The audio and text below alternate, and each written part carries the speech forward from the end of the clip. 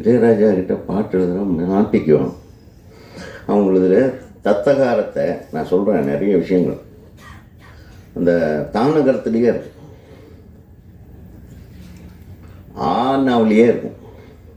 மானே மானே உன்னத்தானே நானும் இதுக்கு வார்த்தை பிடிக்கிறது கஷ்டம். மண்ணே மண்ணே அப்படின்னு நம்ம எழுத முடியாது, கண்ணே மண்ணே அப்படின்னு எழுத முடியாது, மணியேன்னு எழுத முடியாது.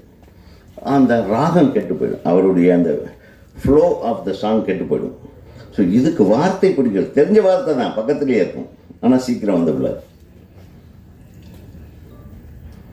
எல்லாரும் சொல்லுவாங்க கவிஞர்கள் ஈஸியாக இருக்கும், ரொம்ப கஷ்டம் சினிமாவுக்கு பாட்டு எழுதுறது.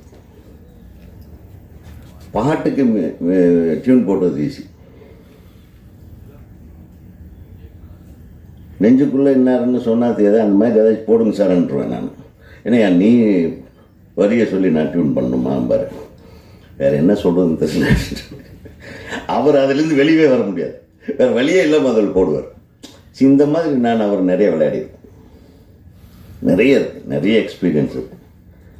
அது ஒரு 10 யூடியூப் சேனலுக்கு யூஸ் ஆகும். உண்மைதான்.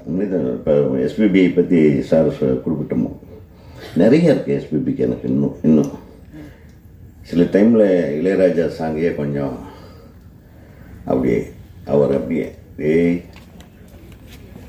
அவன் மாற்றி பாடினா என்னை சாவடிச்சுவானா அப்படிம்பார். இங்கே அந்த நிற்கல என்ன அப்படிம்பார். அவன் டியூனை நான் மாற்றி பாடினேன், ஏற்கனவே பிரச்சனையாக இருக்குது எனக்கு, திருப்பி பிரச்சனை பண்ணி விட்றாரு. எனக்கு அதுக்கு அந்த வரி எனக்கு வேண்டாம், எனக்கு இதுதான் வேணும்.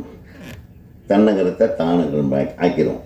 சில டைமில் மாற்றிடுவோம், ராஜா சாருக்கு தெரியாமையே. இந்த சின்ன சின்ன விஷயங்கள் எல்லாம் நாங்கள்லாம் ரசிக்கிறது, எல்லோரும் அக்செப்ட் பண்ணுற மாதிரி. இது நான் எதுக்கு சொல்ல வரேன்னா, அவர் நினைக்கிறாரு என்ன ப்ரெசென்ட் பண்ணணும்னு நினைக்கிறான், அதுக்கு டூல்ஸ் தான்